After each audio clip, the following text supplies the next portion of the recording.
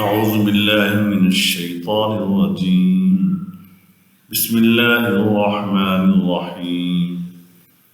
وإذ قال ربك للملائكة إني جاعل في الأرض خليفة قالوا وتجعل فيها من يفسد فيها ويسفك الدماء ونحن نسبح بحمدك ونقدس لك قال إني أعلم ما لا تعلمون وعلم آدم الأسماء كلها ثم عرضهم على الملائكة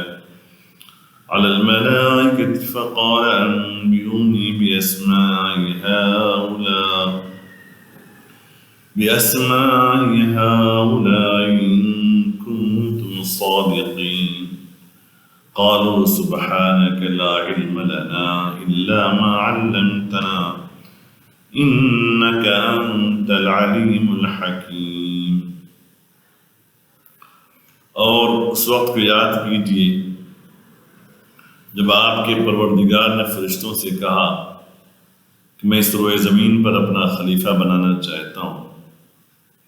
فرشتوں نے کہا کہ آپ اس روئے زمین میں ایسے لوگوں کو پیدا کریں گے جو یہاں فساد برپا کریں گے اور خون بہائیں گے، جبکہ ہم سب آپ کے حمد کے ساتھ تسبیح بیان کرتے ہیں اور آپ کا تقدس بیان کرتے ہیں۔ اللہ تعالیٰ نے ارشاد فرمایا یقیناً میں ان باتوں کو جانتا ہوں جس کو تم نہیں جانتے ہو۔ اور اللہ تعالیٰ نے آدم کو تمام چیزوں کے نام سکھائے۔ پھر اللہ رب العزت نے ان کو فرشتوں کے سامنے پیش کیا، فرمایا اے فرشتو تم مجھے ان چیزوں کے نام بتاؤ اگر تم سچے ہو۔ فرشتوں نے کہا سبحانک، اے اللہ آپ کی ذات پاک و بے عیب ہے، ہمیں صرف وہی باتیں معلوم ہیں جس کی تعلیم آپ نے ہم کو دی ہے، بے شک آپ خوب جاننے والے ہیں، بڑے حکمت والے ہیں۔ صدق اللہ العظیم۔ اس سورہ بقرہ کی 3 آیتیں ہیں، آیت نمبر 30، 31 اور 32۔ اللہ رب العزت نے اس سے پہلی 2 آیتوں میں، آیت نمبر 28 میں ہم سب کو اپنی نعمتیں یاد دلائیں۔ ان الفاظ میں وَكَيْفَ تَكْفُرُونَ بِاللَّهِ وَكُنْتُمْ أَمْوَاتًا فَأَحْيَاكُمْ، تم اللہ تعالیٰ کا انکار کیسے کر سکتے ہو جبکہ تم بے جان تھے، پھر اللہ تعالیٰ نے تمہیں زندگی بخشی۔ اب اس زندگی کی تفصیل یہاں پیش کی جا رہی ہے۔ اس دنیا میں ہم انسان کیسے آئے، پہلے آدمی کون ہیں، کہاں سے ہماری نسل کی شروعات ہوئی ہے، اس بات کو سمجھنے کے لیے بطور تمہید کی ایک بات عرض کرنا چاہتا ہوں۔ اللہ تبارک و تعالیٰ نے اس دنیا کو بنانے سے پہلے یا ہم انسانوں کو بنانے سے پہلے ہماری روحوں کو پیدا کیا، ہماری روحوں کو بنایا، اور پھر اسی موقع پر اللہ تعالیٰ نے آسمان اور زمین اور دیگر مخلوقات کے سامنے ایک سوال رکھا۔ اس کی تفصیل سورہ احزاب کے آخری رکوع پارہ 22 میں ہے۔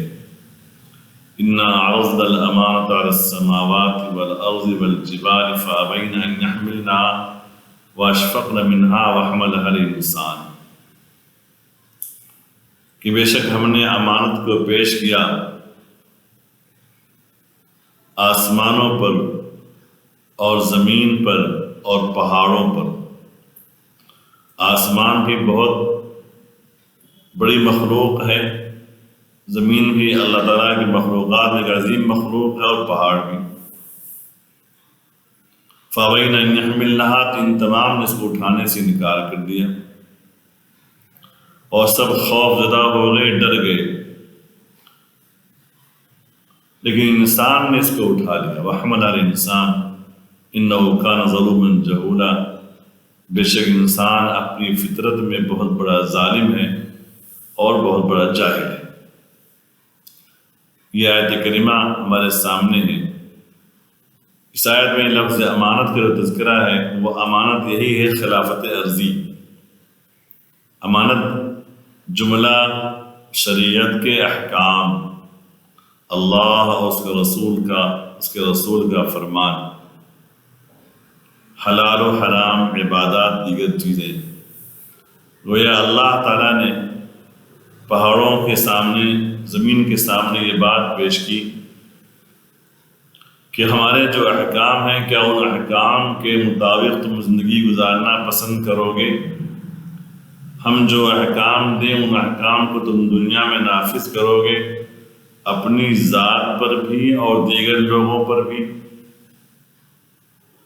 تو تمام مخلوقات جن کے سامنے یہ بات پیش کی گئی، آسمان، زمین اور پہاڑ، اللہ تعالیٰ نے ان کو اس بات کی بھی تعلیم دی یا ان کو یہ بھی بتایا کہ اس کا اچھا انجام کیا ہوگا اور برا انجام کیا ہوگا۔ عمل پیرا ہوگے تو کامیابی نصیب ہوگی، جنت کی عظیم نعمتیں ملیں گی، اور ناکام ہونے کی صورت میں جہنم کی سزا۔ یہ تفصیل جاننے کے بعد سب نے ہاتھ اٹھا لیا، انکار کر دیا، اے اللہ ہم اس کو نہیں لے سکتے، ہمارے اندر اتنی طاقت اور قوت نہیں ہے کہ ہم امانت کا یہ بوجھ اٹھائیں، کہ ہمارے پر کوئی احکام ہو، شریعت ہو، ہم ویسی زندگی گزاریں۔ آسمان بھی مخلوق ہے، زمین بھی مخلوق ہے، پہاڑ بھی ایک مخلوق ہے، لیکن کس نے اٹھایا؟ کہ تمام انسانوں کا جو مجموعہ ہے عالم ارواح میں، متحدہ روحیں، ان سب نے کہا اے اللہ ہم اسے اٹھاتے ہیں۔ اور پھر فرمایا انہ کان ظلوما جہولا، انسان اٹھا تو لیا، لیکن اٹھانے والے انسانوں کی دو صفات بیان کی۔ ظلوم کے معنی ہے بے انتہا ظلم کرنے والا، اور جہول کے معنی ہے بے حد جاہل۔ تو امانت کو اٹھانے والے انسانوں کو سب سے بڑا ظالم بھی کہا جا رہا ہے، سب سے بڑا جاہل بھی کہا جا رہا ہے۔ اس کو سمجھنے کے لیے بات سمجھیں کہ اللہ تعالیٰ نے انسان کو ظالم اور جاہل کہا، زمین کو ظالم نہیں کہا، پہاڑ کو ظالم نہیں کہا، آسمانوں کو ظالم نہیں کہا، دیگر جانوروں کو ظالم نہیں کہا، یہ بتلانے کے لیے کہ وہ انسان جو ظالم ہے ظلم چھوڑ کر عادل بھی بن سکتا ہے، وہ انسان جو جاہل ہے جہالت چھوڑ کر عالم بھی بن سکتا ہے۔ یہ انسان میں صفت ہے۔ انسان پیدا ہوتا ہے، کسی سے لکھنا پڑھنا نہیں سیکھا، لیکن اسی انسان کو اچھی تعلیم دی جائے، اچھی تربیت کی جائے، اچھا ماحول فراہم کیا جائے تو یہ اتنی خوبیوں والا ہو جاتا ہے کہ اس کا مقام فرشتوں سے اوپر ہو جاتا ہے۔ لیکن یہی انسان جب اس دنیا میں رہتے ہوئے نہ تعلیم حاصل کرے، نہ اللہ کا حق معلوم، نہ رسول اللہ کا حق معلوم، نہ اپنے اہل و عیال کے حقوق معلوم، نہ شریعت معلوم، نہ احکام معلوم، تو ایسے لوگوں کے بارے میں قرآن نے فرمایا اولئک کالانعام بل هم اضل لهم قلوب یفقهون لا یفقهون بها، ان لوگوں کے دل تو ہیں لیکن دل سے سمجھتے نہیں، ولہم آذان، کان ہیں لیکن کان سے سنتے نہیں، ولہم اعین، اور ان کی آنکھیں ہیں لیکن ان آنکھوں سے دیکھتے نہیں ہیں۔ فرمایا ایسے لوگ چوپایوں کے مانند ہیں، جاندار جانوروں کے مانند جن کو ہم پالتے ہیں، بلکہ ان سے بھی گئے گزرے، ان سے بھی بھٹکے ہوئے ہیں۔ تو اللہ تعالیٰ نے انسان میں یہ خوبی رکھی ہے، سیکھ کر علم حاصل کر کے بہت سی خوبیوں کا مالک بن جاتا ہے۔ اللہ کا خوف ہو دل میں، ایمان ہو، ڈر ہو، تو عدل و انصاف کی مثال اس دنیا میں قائم کر دیتا ہے۔ حضور اقدس صلی اللہ علیہ وسلم کی پوری زندگی عدل و انصاف سے معمول تھی، خلفائے راشدین کی پوری زندگیاں عدل و انصاف سے معمول تھی۔ تو یہ ہے اس کی تفسیر کہ ہم نے ہماری روحوں نے تو بار امانت اٹھایا تھا، اور جب اللہ تعالیٰ کی طرف سے وقت آیا تو سیدنا آدم کو پیدا کرنا ہے مٹی سے، تو اللہ تعالیٰ نے فرشتوں کے سامنے یہ بات رکھی۔ یہاں سوال پیدا ہوتا ہے، فرشتوں سے اللہ نے فرمایا میں زمین میں اپنا خلیفہ بنانا چاہتا ہوں، یہ فرمانا بطور مشورے کے تھا، بطور اطلاع کے تھا؟ کس لیے؟ اللہ پاک مشورہ لینا چاہ رہے ہیں فرشتوں سے، یا ان کو اطلاع دینا چاہتے ہیں، یا کچھ اور اسے رائے لینا چاہتے ہیں؟ یاد رکھیں، مشورہ وہ لیتا ہے جو انجام سے بے خبر ہو۔ ہمارے سامنے کوئی مسئلہ ہے، اس کے بہت سارے پہلو ہیں، اس سے واقف نہیں ہوتے ہیں، تو لوگوں سے مشورہ کرتے ہیں، اور لوگوں کو باقی باتیں معلوم ہوں گی، وہ لوگ اچھی رائے دیں گے۔ اللہ تبارک و تعالیٰ ہر چیز کو جاننے والے ہیں، اللہ تعالیٰ کو مشورے کی کوئی ضرورت نہیں ہے۔ فرشتوں کو اطلاع کرنا مقصود تھا، یہ ہو سکتا ہے۔ نیک مفسرین فرماتے ہیں کہ اللہ تعالیٰ ان الفاظ کے ذریعے ہم اہل ایمان کو نصیحت فرما رہے ہیں، تعلیم دے رہے ہیں کہ ہم کوئی بھی کام کریں تو مشورے سے کریں، ہمارا کام مشورے سے ہونا چاہیے۔ وَأَمْرُهُمْ شُورَىٰ بَيْنَهُمْ، اللہ پاک نے اپنے نیک بندوں کی صفت بیان فرمائی کہ ان کے معاملات آپس کے مشورے سے ہوا کرتے ہیں۔ اللہ پاک نے فرشتوں سے رائے نہیں لی، مشورہ نہیں دیا، بلکہ یہ بات رکھی، اس سے ہم سب کو تعلیم دینا مقصود ہے کہ ہم زمین میں اپنا خلیفہ بنانا چاہتے ہیں۔ خلیفہ یہی کہ میرے احکام کو دنیا میں نافذ کرے۔ پہلے خلیفہ سیدنا آدم علیہ السلام، اور آخری خلیفہ آپ صلی اللہ علیہ وسلم، یہ اللہ کے خلیفہ ہیں، اللہ کے نبی بھی ہیں، اللہ کے رسول بھی ہیں، اللہ کے خلیفہ بھی ہیں۔ جیسے ایک دفعہ فرمایا اللہ تعالیٰ نے پارہ 23 میں، یا داؤد انا جعلناک خلیفۃ فی الارض فاحکم بین الناس بالحق۔ سیدنا حضرت داؤد علیہ السلام پر اللہ کی وحی آئی کہ اے داؤد، ہم نے روئے زمین پر آپ کو اپنا خلیفہ بنایا ہے، بادشاہ تھے، ایمان رسول بھی ہیں، بادشاہ بھی ہیں، لہذا آپ لوگوں میں عدل و انصاف سے فیصلہ کریں اور خواہشات کی پیروی نہ کریں۔ تو سارے انبیاء کرام نبی اور رسول ہونے کے ساتھ ساتھ خلیفۃ اللہ بھی تھے۔ حضور اقدس صلی اللہ علیہ وسلم کے پیدا فرما جانے کے بعد جو خلفائے راشدین ہوئے ہیں، یہ خلیفۃ رسول اللہ ہیں، اللہ کے رسول کے خلیفہ ہیں۔ اللہ کے رسول صلی اللہ علیہ وسلم نے اپنے بعد ان لوگوں کے لیے خلافت کے واسطے اشارے فرمائے تھے۔ رسول اللہ صلی اللہ علیہ وسلم کے احکام دنیا میں نافذ کرنے والے۔ تو جو فرشتوں کے سامنے اللہ نے بات رکھی تو فرشتوں نے یہ کیوں کہا، اے اللہ ایسے مخلوق کو آپ کیوں پیدا کرنا چاہتے ہیں جو فساد برپا کرے، خون بہائے؟ تو ایسا سوال یہ پیدا ہوتا ہے کہ فرشتوں کے معلوم کیسے ہوا انسان دنیا میں آئیں گے تو خوریزی کریں گے، فسادات کریں گے؟ اس پر مفسرین نے لکھا ہے کہ اللہ تعالیٰ نے سیدنا آدم کی بارے میں فرمایا کہ میں اپنا خلیفہ بنانا چاہتا ہوں، تو فرشتوں نے صرف سوال کیا ہوگا کہ اور تفصیلات کیا ہیں بتائیے۔ رب العالمین نے جو مزید تفصیلات بتائیں تو انسانوں کی تفصیل بتانے میں یہ بات بھی آئی ہوگی، قتل و غارت گری کا، خون کا، فسادات کا۔ اس پر فرشتوں نے یہ فرمایا، فرشتوں نے کہا اے اللہ ایسے مخلوق دنیا میں کیوں پیدا کرنا چاہتے ہیں جو خون بہائے اور فساد برپا کرے؟ تو یہ بات من جانب اللہ ان کو معلوم ہو چکی تھی، لیکن بات یہی ہے اس روئے زمین کے اندر جب فتنہ ہوگا، فساد ہوگا، تبھی تو انبیاء کرام اصلاح کریں گے اس کی۔ یہاں یہ سوال بھی قائم کیا گیا ہے کہ صرف انسان ہی کو کیوں خلافت عرضی دی گئی، فرشتوں کو دیا جانا چاہیے تھا۔ فرشتے اللہ کی یاد بہت رونے والے ہیں، لیکن بات یہ ہے کہ اللہ تعالیٰ نے فرشتوں کو جو خوبیاں عطا کی ہیں وہ انسانوں میں نہیں۔ فرشتوں کو بھوک نہیں، پیاس نہیں، جنسی خواہشات نہیں، کچھ نہیں، وہ اللہ تعالیٰ کے حکم کو نافذ کرنے والے ہیں۔ انسان سے جداگانہ ہے، سے الگ ہے۔ فرشتوں نے یہ بات بھی کہی ہے، اللہ اگر آپ کا مقصد یہ ہو کہ انسان دنیا میں آ کے عبادت کریں تو ہم جو عبادت کرتے ہیں تسبیحات کی اور آپ کے تقدس کی اور حمد و ثنا کی، وہ کہیں زیادہ ہے۔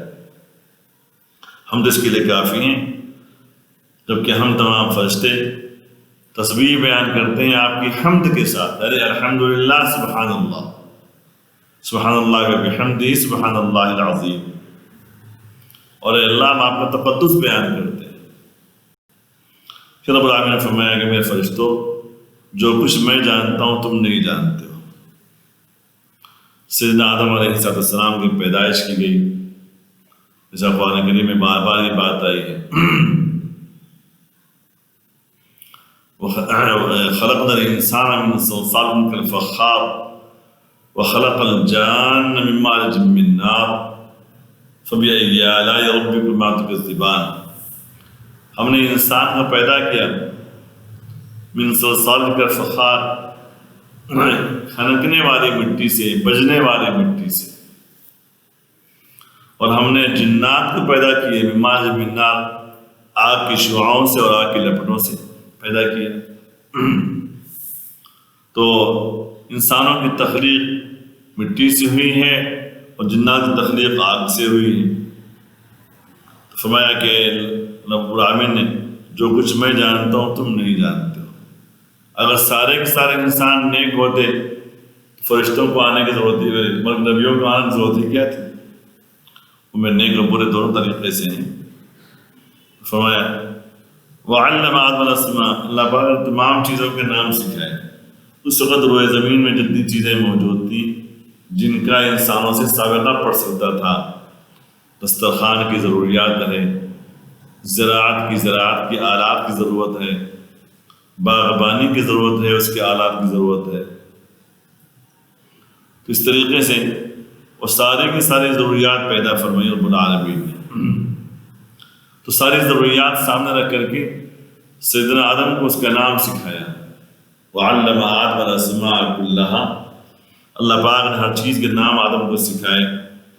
ثُمَّ عَرَضَهُمْ، پھر اللہ تعالیٰ نے ان تمام چیزوں کو جس کے نام حضرت آدم کو سکھائے تھے فرشتوں کے سامنے پیش کیا۔ وہ فرشتوں کو بلایا گیا اس بڑے لمبے حال میں، جی جہاں دنیا کی ہر شے موجود تھی، فرشتوں سے کہا بتاؤ ان چیزوں کے نام کیا ہے، اگر تم سچے ہو۔ تم اعتراض کرتے تھے نا ہماری تخلیق میں، آج بتاؤ ان تمام چیزوں کا الگ نام کیا ہے۔ فرشتوں نے اس وقت پکارا، بے زبان ہو کے کہا سبحانک لا علم لنا۔ فرشتے سمجھ گئے یہ تو ہمارے دائرے سے باہر ہے، تمہارے حدود سے باہر ہے، ہم کیا جانے اس بارے میں۔ تو فرمایا، فرشتوں نے کہا اے اللہ جو کچھ آپ نے ہمیں سکھایا ہے ہم نے اسی کی تعلیم دی، ہمیں وہی معلوم ہے بس، اور دیگر چیزیں نہیں معلوم ہے۔ آپ خوب جاننے والے ہیں، خوب حکمت والے ہیں۔ پھر سیدنا آدم علیہ السلام کو اللہ نے فرمایا یا آدم انبئہم باسمائہم، اے آدم ان کو ان چیزوں کے نام بتاؤ۔ سیدنا آدم علیہ السلام نے فرق چند لمحوں میں یا منٹوں میں تمام چیزوں کے نام بتا دی۔ علامہ جاؤدین سیوطی نے جانے میں لکھا ہے یہاں تک کہ پیالہ اور پیالی، چمچہ اور چمچی۔ وہ بھی فرمایا ہم انسانوں کے ساتھ جو عوارض پیش آتے ہیں، یہ پیشاب کی ضرورت ہے، 2 نمبر کی ضرورت ہے، دیگر ضروریات ہیں، ان تمام چیزوں کی بھی تعلیم دے دی اللہ تعالیٰ نے حضرت آدم علیہ السلام کو، سب سکھا دیا۔ پھر اس کے بعد فرشتوں کے سامنے بلایا اور کہا انبئہم باسمائہم، اے میرے فرشتوں تم ان چیزوں کے نام بتاؤ۔ فرشتوں نے کہا اللہ ہمیں نہیں معلوم۔ پھر حضرت آدم نے بتا دیا انبئہم باسمائہم، اللہ تعالیٰ نے حضرت آدم سے فرمایا کہ انبئہم، آپ فرشتوں کو بتاؤ ان چیزوں کے نام۔ تو گویا آدم کا درجہ معلم کا ہوا، معلم الملائکہ، فرشتوں کو استاد۔ اللہ پاک فرمانے کہ آدم آپ ان فرشتوں کو ان چیزوں کے نام بتائیے۔ ان فرشتے شاگرد کے درجے میں ہوئے اور سیدنا آدم استاد کے درجے میں ہوئے۔ جب سیدنا آدم نے تمام چیزوں کے نام بتا دیے تو قال الم اقل لکم، تو رب العالمین نے فرشتوں سے کہا کیا میں نے تم سے یہ نہیں کہا تھا کہ میں زمین و آسمان کی ہر چھپی ہوئی چیز کو خوب جانتا ہوں، اور جن چیزوں کو تم ظاہر کرتے ہو ان کو بھی جانتا ہوں، اور جس کو تم چھپاتے ہو میں اس کو بھی جانتا ہوں، ہر چیز مجھے معلوم ہے۔ یہ اللہ تعالیٰ کی معلومات کا حال ہے۔ یہاں آگے بھی تفصیل آئی ہے۔ سیدنا آدم علیہ السلام کو اس کے بعد جنت میں ٹھکانہ عطا فرمایا گیا، اور ان کی بیوی حضرت حوا کو ٹھکانہ عطا فرمایا ان کے ساتھ میں۔ جنت بھی آپ کا قیام رہا، اولادیں یہاں بھی ہوئیں، دنیا میں بھی ہوئیں۔ پھر حضرت نوح کا زمانہ آتا ہے، اور پھر اس کے بعد دنیا میں شرک اور کفر بھر جاتا ہے۔ پھر ایک طوفان، ایک سیلاب آتا ہے، جس میں اہل ایمان کے علاوہ ساری کی ساری مخلوق فنا کی گھاٹ اتر جایا کرتی ہے۔ انشاءاللہ اس کی باقی تفصیل آئندہ کے درس میں آپ کے سامنے پیش کی جائے گی۔ تو رب العالمین نے جو حضرت آدم سے فرمایا چیزوں کے نام بتائیے، فرشتوں نے سنا، لاجواب ہو گئے۔ جب لاجواب ہو گئے تو فرمایا رب العالمین نے فرشتوں سے کیا میں نے تم سے یہ نہیں کہا تھا کہ آسمان و زمین کی چھپی ہوئی چیز کو میں خوب جانتا ہوں، تم کیا ظاہر کرتے ہو کیا چھپاتے ہو مجھے سب معلوم ہے۔ وَأَعْلَمُ مَا تُبْدُونَ وَمَا كُنْتُمْ تَكْتُمُونَ۔ بس اسی پر آج درس ختم ہوتا ہے۔ اللہ پاک ہم سب کو ان آیات سے کما کو استفادے کی توفیق عطا فرمائے۔ وآخر دعوانا الحمد للہ رب العالمین۔